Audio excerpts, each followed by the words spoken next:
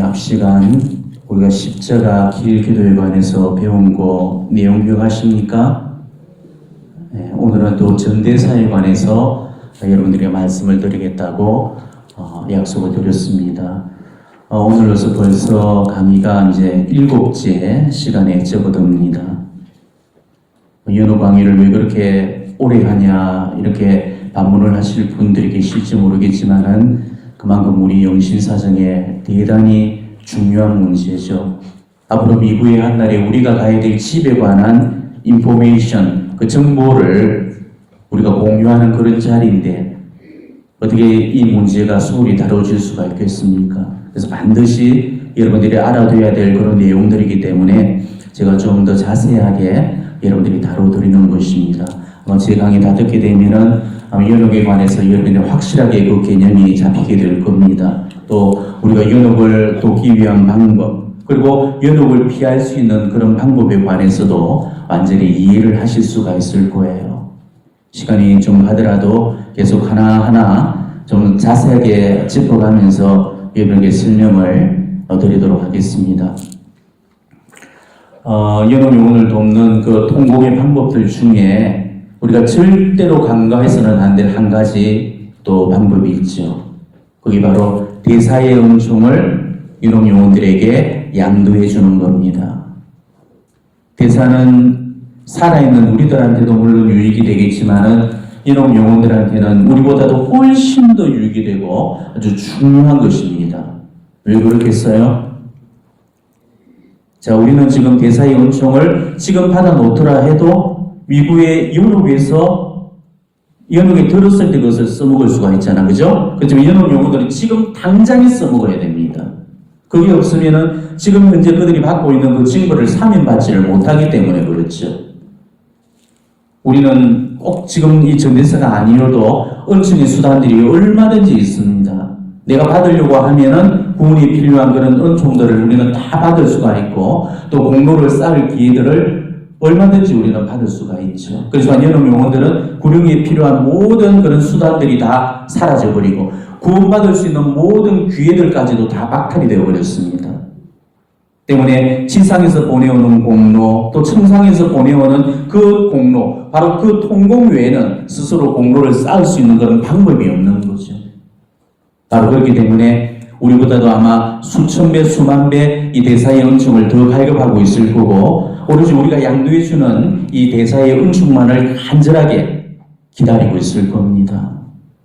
그래서 오늘은 대사에 관해서 특히 전대사에 관해서 제가 말씀을 드릴 겁니다. 특히나 이 대사의 은총이 산 사람과 죽은 사람들한테 얼마나 유익이 되고 또 우리를 어떻게 도와주고 있는지 거기에 관해서 배워보는 그런 시간을 가지도록 하겠습니다. 지금 우리들 중에는 대사를 정확하게 이해하고 있는 그런 사람들이 별로 없어요. 그리고 잘못 알고 있는 내용들도 많습니다. 우리 가톨릭 신자들이 전대사에 관해 몰라도 너무너무 모릅니다. 정말 개탄스러울 만큼 무지해요. 간영세한 교우들, 기도생활 잘 하지 않는 그런 신자들만 그런 게 아니에요. 지금 수계생활을 잘 하고 있는 그런 신자들 중에서도 전대사를 모르고 있는 그런 신자들이 차고 넘칩니다. 아마 여러분 정도 되니까 이 전대사를 찾아서 이렇게 다니는 거지 다른 사람들은 아예 관심조차 기울이지 않죠. 이게 영적 무지라는 겁니다. 잘 모르니까 관심을 못 갖는 거지 알면서 이 관심을 안 가지는 그런 인간은 간이 배 밖에 나온 인간밖에 없을 거예요. 우리가 전대사를 정말 제대로 알게 되면은 전대사가 이게 정말 받고 안 받고 이거는 선택적인 그런 사항인가 아닌가를 알게 될 겁니다. 그리고 무조건 전대사를 받으려고 기를 쓰고 덕달을 할 겁니다. 지금 전대사를 모르기 때문에 이런 무지들이 우리 교회 안에 횡행하고 있는 거죠. 이번 기회에 어떻게든지 여러분들이 전대사의 의미를 온전히 깨달으시고 정말로 기회가 닿는 대로 전대사를 잘 받을 수 있도록 그렇게 하시길 바랍니다. 이 대사란 거는 지금까지 개신교로부터 끊임없이 오해를 받고 또 비방의 대상이 되어왔던 우리 가톨릭의 교회이죠. 개신교는 가톨릭의 이 대사를 뭐라고 부르죠? 면죄부라고 이렇게 비하를 하고 있죠. 죄를 면해주는 그 대가로 가톨릭이 돈을 받고 정서를 교부를 했는데 그게 바로 면죄부다 이렇게 주장을 하고 있습니다.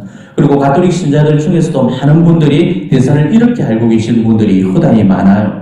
물론 그럴 수밖에 없는 이유도 있죠. 이 면죄부라는 이 단어는 이미 사회적인 그런 용어로 굳어져 버리기 때문에 그 사람들의 뇌리 속에 이 면죄부라는 그런 말들이 딱 자리가 잡혀 있는 것입니다. 어떤 특혜나 특권이 부여될 때 면죄부를 준다 이런 식으로 우리가 사용되게 있기 때문에 이 대사라는 단어보다는 면죄부라는 단어가 우리에게 더 친숙할 수밖에 없는 것이었죠. 하지만 이거는 얼토당토하는 소리입니다. 대사는 면죄부와는 전혀 상관이 없어요. 그런데도 잘못된 이 개신교적인 그런 영향을 받아서 우리 사회가 이것을 무분별하게 수용을 해버린 결과죠. 개신교는 고해성사가 있습니까? 없어요. 잔벌이 있습니까? 없습니다. 연옥이 있습니까? 없어요. 그러니까 이것을 믿지도 않고 받아들이지도 않기 때문에 아무리 이해하려고 해도 대사를 이해할 수가 없는 거죠. 그리고 또 정대사에 있어서 사실 우리 중세기에 우리 가톨릭 교회에 일정 부분의 그런 타락이 있기는 했습니다. 그렇지만 그걸 앞뒤 경주지 않고 아주 맹목적으로 비난을 쏟고 있죠. 물론 일부 그 성직자들에 의해 중세기에 한때 이 정대사가 오남용이 된 것은 사실입니다만은 그건 우리 공의를 통해서 바로 이렇게 새롭게 바로 잡아줬고 그 오남용의 피해를 이렇게 막았습니다. 그런데도 끊임없이 이 우리 가톨릭의 그런 약점을 물고 늘어지면서 이 정대사를 면죄부로 하고 이렇게 얘기를 하고 있죠. 개신교가 그럴 수밖에 없는 분명한 이유가 있죠. 개신교는 우리 가톨릭 교회로부터 자모이신 가톨릭 교회로부터 뛰쳐나왔기 때문에 가톨릭 교회를 인정할 수가 없는 것입니다. 가톨릭 교회를 인정한다는 것은 자기들이 이단이고 사입이라는 것을 증명하는 것이기 때문에 가톨릭 교회를 깨지 않고서는 자기 존재가 근본적으로 부정이 되어버립니다. 그렇기 때문에 어떻게 하든지 우리 가톨릭 교회를 까는데 깨부수는데 혈안이 되어 있는 것이죠. 하지만 아무리 우리 가톨릭 교회를 까보려고 없는 말을 지어서까지 그렇게 낮추려 해도 어림담부는 없는 소리죠. 그런다고 우리 가톨릭 교회가 회파되겠습니까? 우리 교회가 어떤 교회입니까? 예수님께서도 분명히 약속해 주셨죠. 감히 죽음의 세력도 감히 누르지를 못할 거라고 그렇게 약조해 주셨던 교회가 우리 가톨릭 교회거든요. 그나마 다행스러운 것은 몇 년 전에 우리 교육인적자원부에서 면죄부라는 이 용어를 면벌부라는 이 용어로 바꿔서 표기를 하도록 해서 우리 교과서에 오랫동안 써왔던 면죄부라는 그 말이 이제 삭제가 되었습니다. 아마 여러분들이나 저나 세계사 시간이든 학교에서 공부를 할 때 면죄부라고 이렇게 배웠을 겁니다. 그러니까 잘못된 지식이 이제야 이제 겨우 바로 잡아져서 얼마나 다행스러운 일인지 모르겠어요. 자, 대사는 면죄가 아니라 면벌입니다. 그러니까 죄를 면해주는 것이 아니고 뭘 면해주는 것이다? 벌을 면해주는 거예요. 그러니까 면죄부가 아니고 꼭 써야 된다면 면벌부가 맞는 거죠. 그러니까 교육인적 자원부에서 면죄부를 면벌부로 쓴 것이 오히려 옳은 표현이죠. 하지만 더 정확하게 우리 교회 용어로는 이 면벌부를 대사라고 부르는 거예요. 대사는 라틴어로 인돌젠시아라고 부릅니다. 이 뜻은 은혜, 그리고 관대한 용서라는 뜻입니다. 관대한 용서. 자, 대사의 한자말을 보면요. 큰 대자에 용서할 사자, 사면할 사자. 크게 용서한다, 크게 사면해준다 그 뜻입니다. 그러니까 관대한 용서가 맞죠? 예. 자, 그렇다면은 이 대사에서 크게 용서해준다, 크게 사면해준다. 이거는 벌을 용서해준다는 말입니까? 죄를 크게 용서해준다는 말입니까? 예, 벌을 크게 용서해준다는 뜻이죠. 우리는 이 대사와 고해성사를 놓고 헷갈려하는 그런 분들이 많이 계셔요. 자, 한마디로 이야기해서 대사는 벌을 사면해주는 거고 고해성사는 죄를 사면해주는 겁니다. 자, 근데 우리가 하나님께로부터 완전한 용서를 받으려면은 죄와 벌을 동시에 용서를 받아야 되죠. 그게 완전한 용서입니다. 죄만 용서받는다든지 이 벌만 용서받는다든지 어느 한 가지 것으로만은 이 용서가 불충분한 거죠. 왜? 죄만 용서받게 되면 벌이 남게 되고요. 벌만 용서받게 되면 죄가 남기 때문에 천국을 들어가는 길이 막혀버리게 되죠. 자, 천국은 한 점의 티도 흠도 죄도 허용이 되지 않고요. 단 한 번의 그런 벌도 용인해 주지를 않습니다.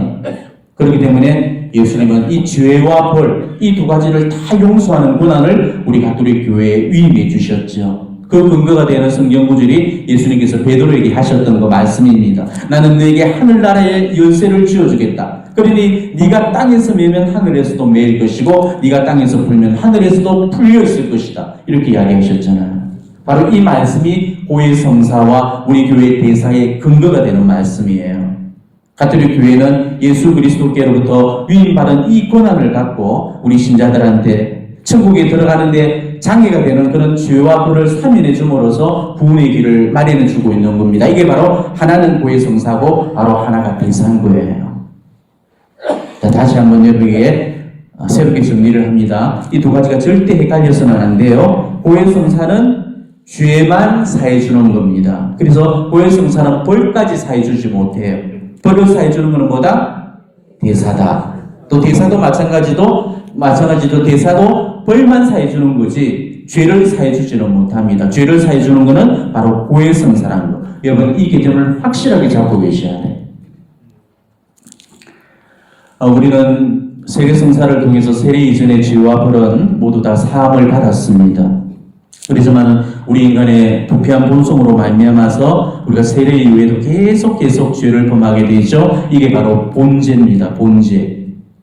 그래서 예수님께서 고해성사를 세우셔서 우리가 정말 죄를 지을 때마다 죄를 용서할 수 있는 은총의 도구를 마련해 주셨죠. 때문에 세례 이후에 범하는 모든 그런 죄들은 고해성사를 통해서 다 사함을 받게 됩니다. 그렇지만은 죄는 고해성사만 보면 용서받을 수가 있겠지만은 그 죄에 상응하는 벌이 남게 되죠. 그 죄에 상응하는 그 죄값인 이 벌을 다 치러야만이 완전한 용서가 받아지는 겁니다. 이거는 세상적인 논리에도 마찬가지죠. 죄는 미워하되 사람은 미워하지 말라는 그런 말이 있듯이 그래서 우리 교회 그 세상 사람들도 죄 지은 사람들을 용서해 주는 겁니다. 하지만은 그 용서해 주는 그 대가로서 어떻게 합니까? 그 죄에 상응되는 그 죄값, 그 벌을 받도록 하고 있죠. 교도소가 존재하는 이유도 바로 그거잖아요. 교도소는 죄인들이 벌을 받는 곳입니다. 그래서 죄를 사해 주는 그 대가로 그 죄값에 상응하는 벌을 받도록 되어 있습니다. 그렇기 때문에 죄수들은 자기 죄를 기억하기 위해서 불러서 그 자기 죄값만큼 그 수감 생활을 하고 있는 거죠. 자, 이처럼 세상 법정도 이 인간 정의에 따라서 이 벌이 주어지듯이 바로 하느님의 이 법정도 하느님 공의에 따라서 벌이 주어진다는 것이죠. 인간의 정의로도 이치에 맞다면 아마 하느님 공의로는 더욱더 이치에 맞는 일이죠. 자, 그런데 벌이라는 것은 원래 어디서 받는 겁니까? 감옥에서 받죠. 예. 그래서 죄인들이 벌을 받기 위해서 지금 감옥에 가고 있는 거죠. 자, 하나님 공의에 따르는 이 벌도 저승의 감옥에서 받게 되어 있습니다. 자, 저승의 감옥은 두 곳이 있다고 그랬죠. 어디입니까? 연옥, 지옥. 이 옥이 감옥을 이야기하죠. 근데 지옥은 연옥은 어떤 곳입니까? 연자가 무슨 연이죠? 굽을 연, 달굴 연, 연탄할 때 그 연이에요. 그러니까 불의 증오가 있는 감옥이라는 뜻입니다. 지옥, 땅지자죠? 지하세계의 감옥을 이야기하죠. 이스라엘 사람들은 전통적으로 지옥이 바로 우리가 살고 있는 지상의 그 밑에, 땅 밑에 있다고 그렇게 믿어왔기 때문에 그래서 지옥이라고 부르죠. 그리고 이 벌이 두 가지, 이 지옥과 연옥, 감옥이 두 가지듯이 벌도 두 가지로 존재하고 있죠. 어떤 벌입니까? 영벌과 잠벌. 영벌이라는 건 무슨 벌이에요? 영원한 벌. 지옥벌을 이야기합니다.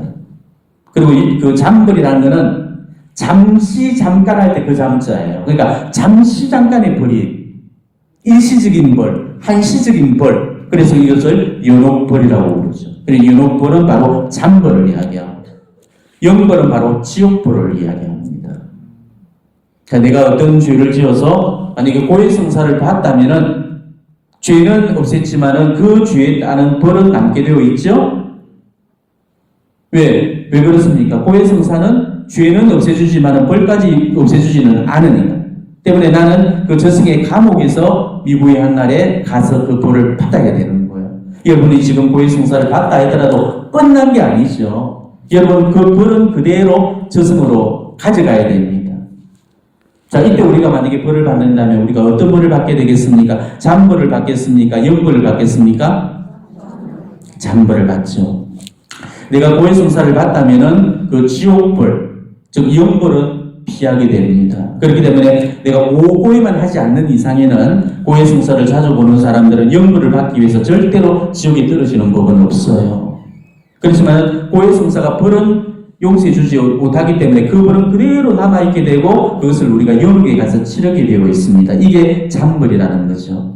근데 이 연옥에서 우리가 치르게 될 그 잔벌을 이승에서 먼저 갚을 수 있는 방법이 있다는 것이죠. 이게 바로 보속입니다.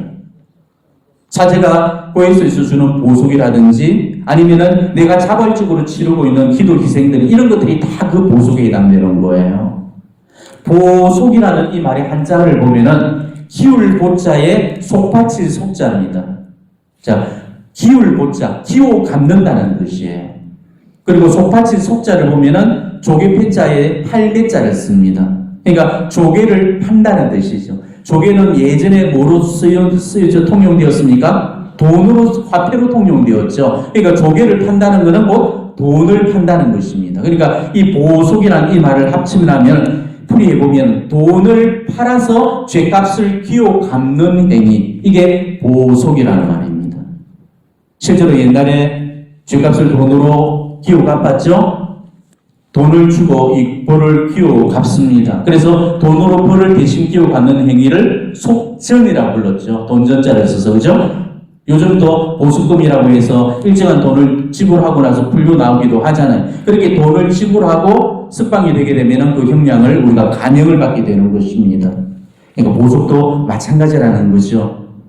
미국에 우리가 연옥에서 치르게 될 그 잔벌을 그 이승에서 미리 우리가 기도라든지 또 희생이라든지 혹은 고신급 기도를 통해서 그 죄값을 지불하고 이 형량을 탕감받는 겁니다. 이게 보석입니다. 우리가 고해소에서 받는 보석도 바로 그거예요. 자, 그럼 다시 한번 정리할게요. 연옥에서 받게 될 그 잔벌을 이승에서 치르게 되면 뭐다? 보석이 되는 거고, 연옥에서 치르게 될 잔벌을 이승에서 보송하지 못하면 그대로 연옥으로 어떻게 넘어갑니까? 잔벌로 그대로 넘어가는 거예요. 이게 보속하고 잔벌의 차이입니다. 이해되겠죠? 살아생전에 내가 이 죄값을 다 치르게 되면은 그게 보속인 거고, 이 보속을 다 못하게 되면 그 죄값이 연옥으로 넘어가게 되고, 그거는 이제 그때는 보속이 아니고 그때는 잔벌이 되는 거예요. 자, 그러니까 이 보속이라는 이 말이 얼마나 우리에게 중요한 그런 말이겠습니까? 보속을 안 했다면은 설령 내가 고해성사를 받다 하더라도 연옥에서 그 잔벌을 다 치러버려야 됩니다. 이승에서 그 죄값을 다 갚지 못하면은 연옥에서 다 갚아야 되죠. 마지막 한 푼까지 다 갚을 때까지 연옥에서 풀려나지 못하는 거, 이게 바로 하느님의 공이기 때문에 그렇습니다. 그런데 문제가 있어요. 내가 지금 어떤 대죄를 지었고 고해성사도 보고 또 보석도 열심히 했는데도 날이 갈수록 연옥 잔벌이 줄기는 고사하고 오히려 가면 갈수록 더 늘어나고 쌓이게 된다는 거예요. 여러분도 분명히 이 말씀 듣고 의아하게 생각하실 수가 있을 겁니다. 아니, 내가 지금 고해성사도 받고 사제가 주신 보석도 다 했는데 왜 내가 연옥에서 또 잔벌을 받아야 되냐, 이렇게 아마 의문을 가지실 분들이 계실 거예요. 그렇지만 내가 고해성사를 받다고 해도, 그리고 사제가 주신 그 보석을 다 했다 하더라도 잔벌은 여전히 남게 되어 있습니다. 그리고 한형 갈수록 살면서 할수록 그 잔벌은 점점 더 쌓여지게 되어 있어요. 그 이유가 세 가지입니다. 첫 번째, 우리가 보는 고해성사는 바로 불완전하기 때문이죠. 우리가 아무리 완전한 고해성사를 받다고 하더라도 그는 완전 무결하신 하느님 앞에서는 불완전한 고해가 되어질 수밖에 없는 것입니다. 내가 아무리 고해성사를 잘 준비를 했더라도 미처 알아내지 못한 그런 죄도 분명히 있을 겁니다. 그리고 죄인지조차 모르고 넘어가서 잊어버린 그런 죄들도 분명히 있을 거예요. 아마 여러분같이 열심한 신자들이라면은 의도적으로 죄를 감추는 일은 없을 겁니다. 그거는 모고해죠. 그죠? 모고해는 그 자체로 멸망입니다. 그게 멸망인 줄 아는데 여러분같이 열심한 분들이 그런 짓을 하겠습니까? 그러니까 여러분이 정말 참고적으로 알아두셔야 될 거는 만약 내가 어떤 죄를 짓고 그걸 의도적으로 고해성사 때 고해를 하지 않고 감추거나 숨겼다, 그 고해는 무효가 됩니다. 그리고 무효에서 그치는 것이 아니고 훨씬 더 큰 그런 대죄가 가중이 되죠. 모고해의 죄가 가중이 되죠. 그리고 성사의 은총을 이렇게 모독을 한 겁니다. 예수 그리스도께서 이 하느님 사랑의 신비를 드러낸 이 성사의 아름다움을 훼손시키고 모독을 해버린, 그러니까 실종 상태로 떨어지기 때문에 우리는 이 한 가지 모고해만으로도 그 영혼이 지옥에 떨어질 수가 있는 아주 무시무시하고 지독한 무서운 죄라는 거죠. 고해에서 제일 우리가 고해하기 힘든 죄목들이 몇 가지가 있죠. 특히 여러분들이 어려워하는 죄들이 있습니다. 음란죄, 누구하고 간음을 했습니다, 이런 죄들, 그리고 낙태를 범했습니다, 이런 죄들, 그리고 그 외에도 내가 죄인 줄 알고 있으면서도 고해하지 않고 저만이 알고는 숨기고 있는 그런 죄들이 있거든요. 그 죄를 숨기는 채로 이 고해성사를 보는 사람들은 그 고해성사가 다 무효가 됩니다. 왜냐하면 모고이기 때문에. 그 사람은 내가 고해성사를 받다고 해서 영생처를 하게 되어 있거든요. 그러니까 이제 모령성죄 대죄까지 범해놓게 되는 거죠. 이거 죄가 대죄 중에 또 대죄 한 가지가 더 추가가 됩니다. 그러면서 오히려 더욱더 구원에서 멀어질 수밖에 없는 거죠. 지옥의 문 앞에 바싹 다가가게 됩니다. 그러니까 진정한 회개가 없다면 그 영혼은 반드시 지옥에 떨어질 수밖에 없는 그런 운명에 처하게 되는 것입니다. 자, 그렇지만은 여러분한테는 이런 경우는 거의 없을 거예요.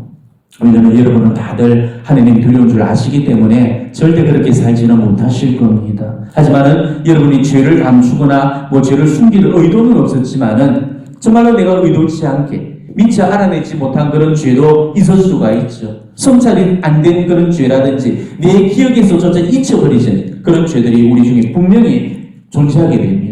그렇기 때문에 우리가 고해성사 할 때 고해 끝에 내 죄를 다 고해하고 나서 끝에 뭐라고 합니까? 이밖에 알아내지 못한 죄에 대해서 모두 용서해 주십시오. 이러면서 내가 미처 알아내지 못한 죄에 대해서도 우리가 용서를 청하는 겁니다. 만약에 여러분이 미처 알아내지 못한 그런 죄들이 있다면, 또 고해성사를 보고 내가 미처 알아내지 못한 그런 죄가 있다면은 내가 고해성사를 보고 또 보수까지 다 했다고 할지라도 그 잔벌은 남아있게 되죠. 그리고 우리가 성사 때마다 이런 죄들이 고백되지 않으면서 계속해서 그 잔벌이 쌓여가는 것입니다. 그리고 둘째로 내가 보석을 다 했는데도 잔벌이 또 쌓이게 되는 두 번째 이유가 또 있죠. 자, 우리는 보통 죄를 고백할 때 대죄만 고백을 하지, 보통 소재는 고해성사가 필요 없는 죄다 해서 고해를 생략하는 경우들이 많죠. 또 신부님도 또 실제로 대죄만 고백하지 아주 사소한 그런 미미한 소재거리는 그냥 기도 안에서 여러분이 참회 스스로 그냥 참회 예식을 통해서 자 사해진다 이렇게 이야기를 합니다. 그렇지만 아무리 작은 소재라고 할지라도 죄는 죄죠.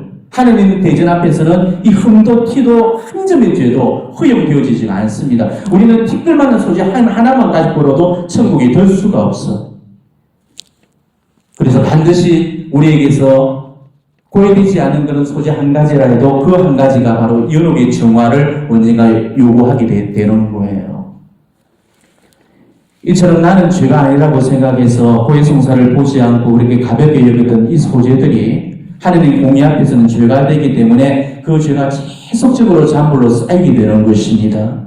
특히 내가 소재라고 생각해서 고해를 안 했는데 그 죄가 소재가 아닌 경우, 오히려 그 죄가 대죄인 경우는 그 죄에 대한 잔벌은 훨씬 더 추가가 되고 늘어나게 되는 거죠. 이런 경우가 있죠. 예컨대 내가 목욕탕에서 쓰는 그런 수건 한 장을 들고 왔다고 칩시다. 나는 아무 죄가 아니라고 그렇게 생각을 하고 가볍게 그냥 들고 왔는데, 그리고 그거는 내가 고해성사를 보지 않았는데 그게 하느님 심판대 앞에서는 큰 죄가 될 수가 있다는 것이죠. 자, 하느님 공의로는 어떤 죄를 지었습니까? 도둑질을 하지 말라는 죄를 범했죠. 남의 점을 탐하지 말라는 죄를 범했습니다. 10계명에 무려 2가지 계명까지 어겼던 그야말로 대죄 중에서 대죄 충죄가 될 수가 있다는 거죠. 내가 죄가 안 될 거라고 생각을 해서 고해도 안 했는데 그게 죄가 되어서 남아있다면, 그리고 결국은 그 죄가 내가 갚아지지 않는다면 계속 벌로서 더 많이 쌓여지게 되는 거죠. 그 때문에 이런 죄가 있다면 고해성사를 보고 보수까지 다 했을지라도 소재로 인한 그런 잔벌들이 계속 쌓여가는 것입니다. 이해가 되겠죠? 그리고 세 번째로 보석을 다 했는데도 또 그 잔벌이 쌓여가는 그 이유는요. 고유의 사제가 주는 그 보석이 보통은 이 죄에 비례해서 그 보석이 주어져야 되는데 그러지를 않는다는 것입니다. 고유의 사제가 준 보석을 다 이행했다 하더라도 벌이 어느 정도는 이 탕감을 받을 수가 있겠지만 그 벌이 완전히 사면받지는 못하는 것입니다. 그렇기 때문에 아무리 이 보석을 치른다 해도 잔벌은 남아있게 되어 있다는 것이죠. 자, 신부님들은 고해소에서 이 판관으로서 죄를 다스리 쓰는 예수 그리스도의 군화를 그대로 그 대리자로서 그 역할을 수행하게 됩니다. 그래서 죄를 용서하는 그 사제권도 행사를 하고 그 죄를 용서하시는 대신에 죄값의 그 형량을 매기는 그 형량 집행도 동시에 하죠. 사제들이 바로 그 죄값을 정해주는 걸 뭐라고 합니까? 보속이라고 그러죠. 자, 그런데 이 고해 사제들이 그 사람의 죄에 맞춰서 거기에 상응하는 그 죄값을 보석으로 이렇게 줘야 되는데 보통은 그렇지 못한 경우들이 허다히 많다는 것입니다. 여러분, 세상 법정도 그렇죠. 내가 도둑질 한 번 한 걸로 무기징역을 때려버리고 또 10사람 죽인 거는 살인마한테 징역 1년을 살린다? 이거는 옳은 판결이 되어지지 않습니다. 벌이라는 것은 죄의 경중에 맞추어서 상응하게 주어져야 옳은 것이죠. 그런데 고해소에서 사제가 주는 그런 보석을 보면은 언제나 그 사람의 죄에 따른 죄값보다는 훨씬 더 가볍다는 거죠. 아무리 우리 신부님이 주신 보석이 뭐 큰애 맞네 소리를 해도 사제가 주는 그런 보석들은 연옥에서 치르게 될 그 잔벌에 비한다면은 턱없이 부족합니다.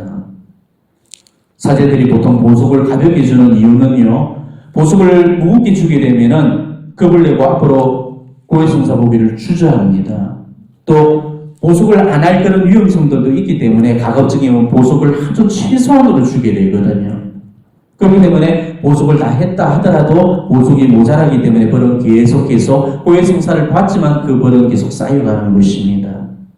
그렇기 때문에 우리가 아무리 고해성사를 자주 보고 받은 보석을 열심히 했더라 할지라도 벌이 계속 쌓여갈 수밖에 없는 거죠. 이걸 여러분 잘 아셔야 됩니다. 신부님들이 주는 그 보석은요, 내 죄에 맞는 그 보석이 아닙니다. 그야말로 최소한의 보석이라는 것을 여러분이 아셔야 돼요. 그런데도 그런 보석조차 제대로 안 하는 분들이 많죠. 고에서 앉아있다 보면은 가끔씩 그런 얘기를 종종 듣습니다. 점검 보석을 못했습니다 라는 말이에요. 그래서 제가 보석이 뭡니까? 이렇게 물으면 묵주기도 5단입니다 이렇게 이야기해요.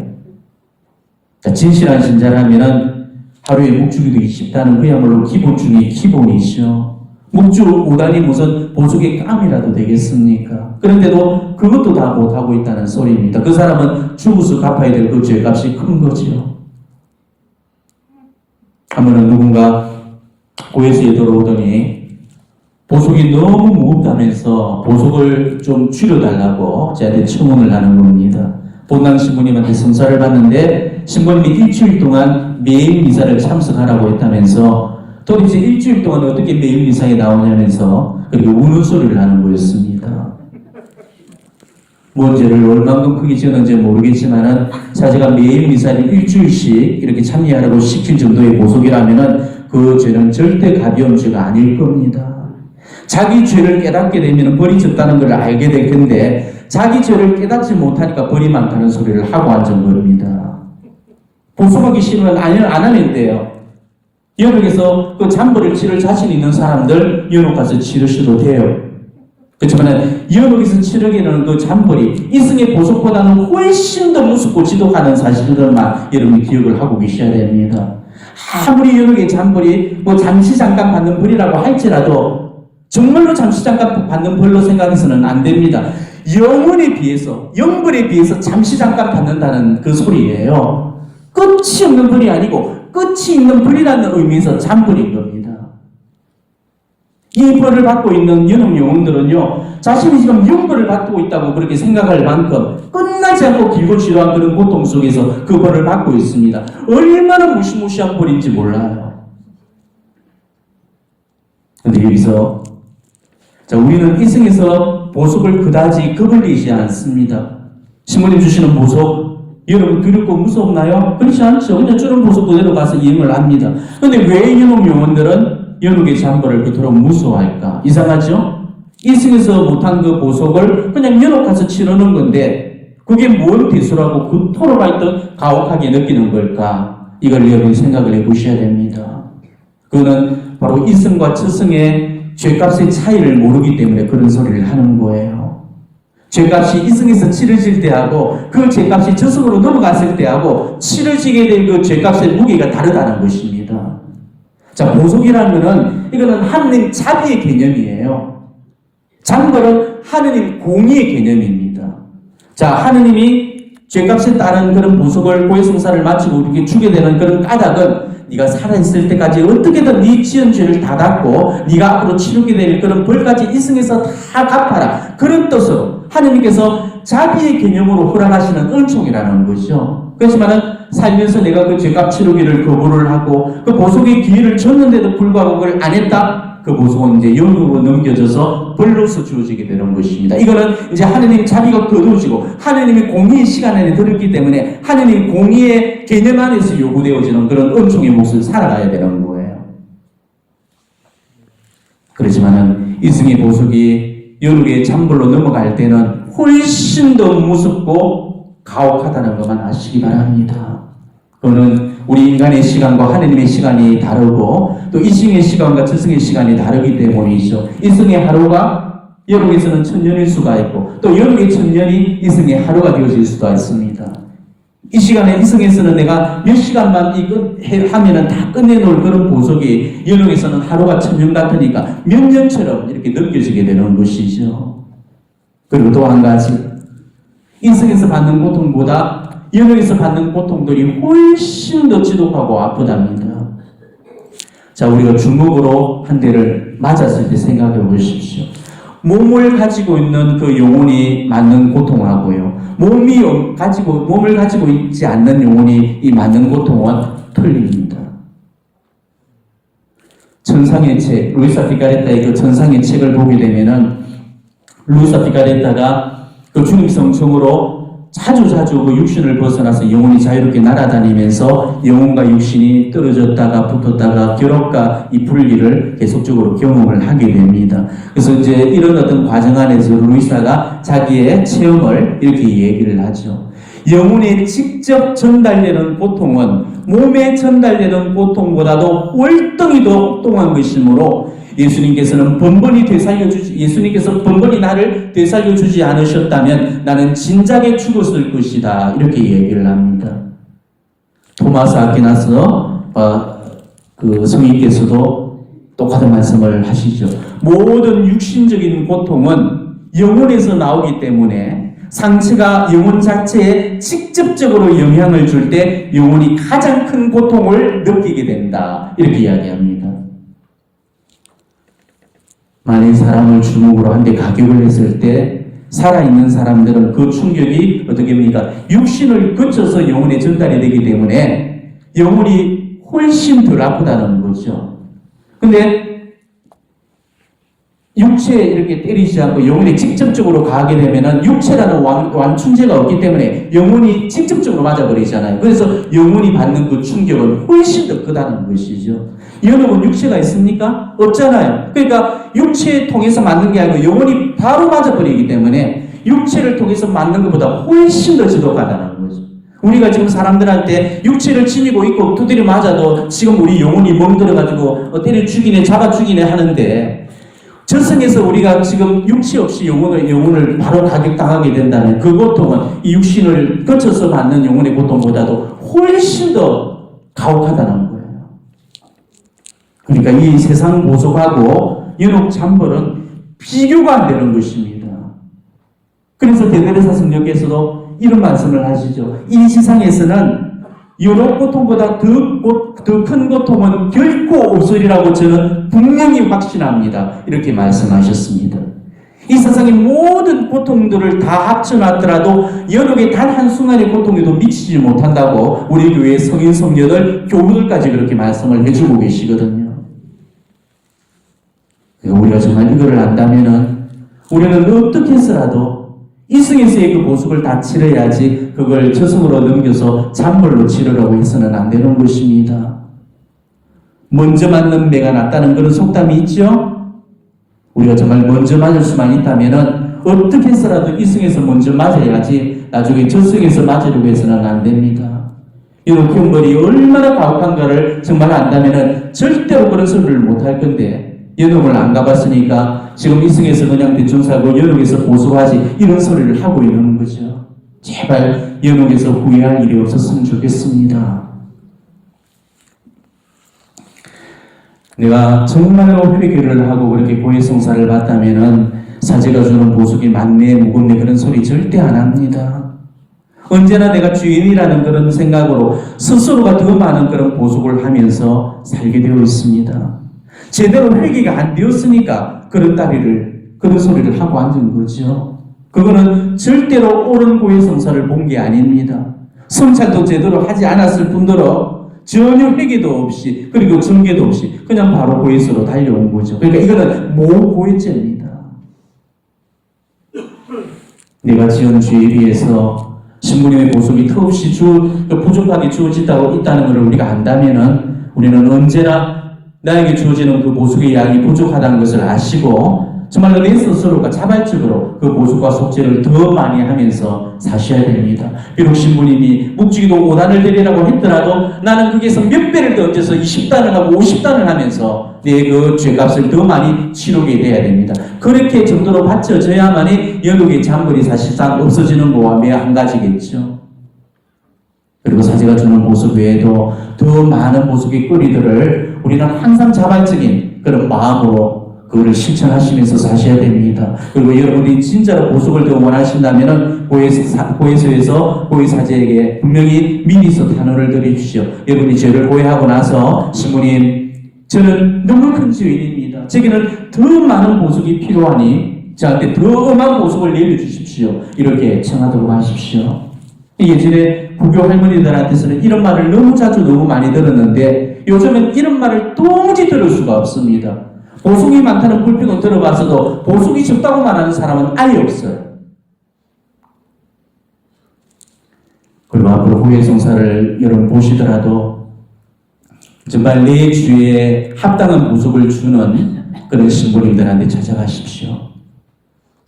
그 신부님이 꾸짖지 않는다 해서 무조건 좋은 사제 아니십니다. 보석 적게 준다고 해서 좋은 고위사제 절대 아니십니다. 물론 부드럽고 다정다감한 사제한테 위로받는 거 필요하겠죠. 하지만 늘 당근만 주는 그런 사제는 자칫 영혼을 멸망으로 이끌을 수가 있습니다. 때로는 당근이 필요할 때는 당근을 줘야 되고요. 가혹한 채찍이 필요할 때는 가감없이 채찍을 드려야 됩니다. 위로받아야 될 그 순간은 정말 떠남이 없는 하느님의 그런 사랑과 자비로 영혼의 그 상처를 어루만져 줘야 되겠지만은 정말로 야단쳐야 될 그런 일들은 정신이 번쩍 뜨도록 엄하게 야단을 쳐줘야 됩니다. 예를 들어서 그 영혼이 계속적으로 지속적으로 지금 간음을 범하고 있는데 그걸 끊을 의지가 계속적으로 지속하고 있다면은 그걸 아무렇지도 않은 척 그냥 내버려 둔다면은 그거는 영혼의 멸망을 방임한 죄입니다. 그 죄는 하느님 대전 앞에서 그 사제가 반드시 셈을 치르게 되어 있습니다. 엄하게 꾸짖고 잘못된 일을 이렇게 좋은 게 좋은 거라고 괜찮다고 이렇게 거짓 위안을 줘버린다면은 그 영혼은 정신을 차리지 못하고 결국은 멸망에 들고 말게 되죠. 이처럼 영신 사정에 맞추어서 당근과 채찍을 줄 줄 아는 그런 사제한테 여러분이 고해성사를 보셔야 된다는 것입니다.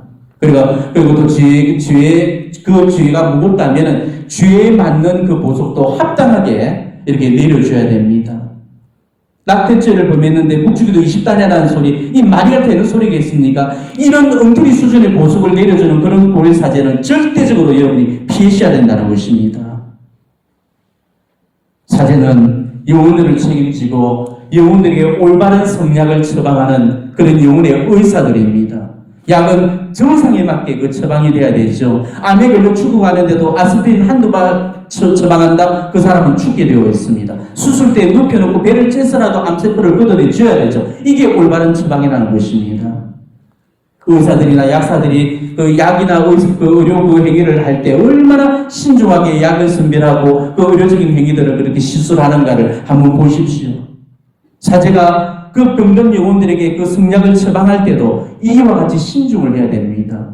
당근과 채찍을 정말 상황에 맞춰서 번갈아 가면서 쓸 수 있는 그런 의사한테 여러분의 영신 사정을 맡기셔야 되는 것입니다. 이게 진짜로 그 사제가 영혼의 의사인 겁니다. 그래서 우리 교회는 전통적으로 이 영성생활에 있어서 고해사제의 선택을 대단히 중요하게 생각해 왔죠. 대데레사 성령께서도 당신 그 저서에서 죄와 보속을 가벼이 여기는 그 고해사제를 조심하라고 읽어주면서 그런 고해사제는 절대적으로 피해야 된다고 그렇게 가르치고 있습니다. 이거는 많은 그 성인 성녀들의 공통적인 그런 영적 가르침이기도 해요.